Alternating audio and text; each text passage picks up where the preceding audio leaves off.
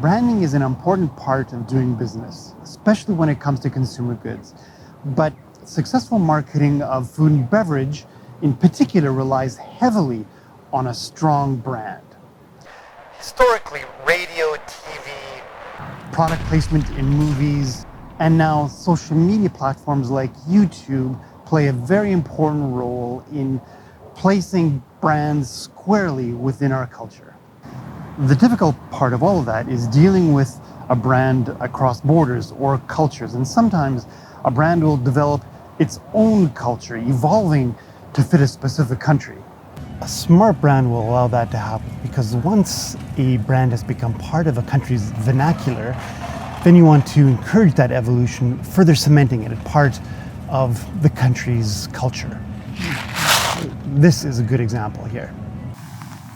Here in Canada, if you were to say, let's go have KD for lunch, you'd be hard-pressed to find anybody who wouldn't know what you're talking about. Now, you go to the US, which is normally visible just across my shoulder over the water there, and ask the same thing, you'd be equally hard-pressed to find anyone who would understand what KD for lunch means, despite the fact that KD is served both in Canada and in the US, just under different names.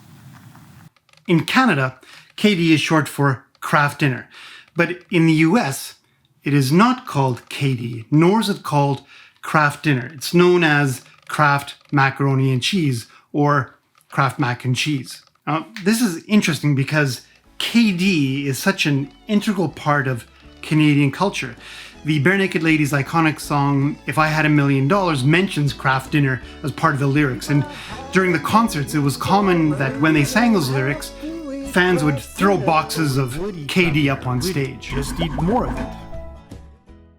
So why is KD not recognized as a brand in the US? As it turns out, KD has always been super popular in Canada.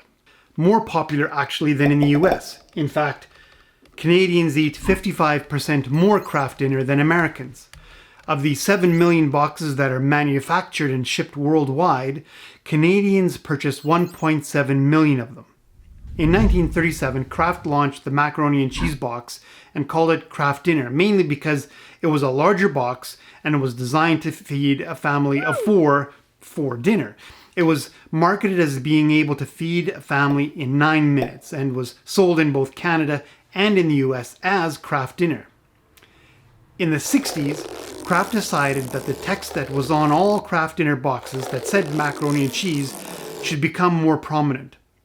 In the US, as the name Kraft Dinner slowly began to fade, that did not happen in Canada at all.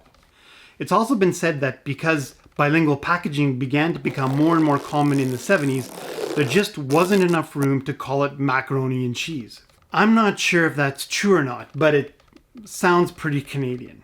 As Canadians began to refer to Kraft Dinner as KD more and more, eventually Kraft decided to rebrand and just call it KD on the Canadian boxes. But that just didn't happen in the US.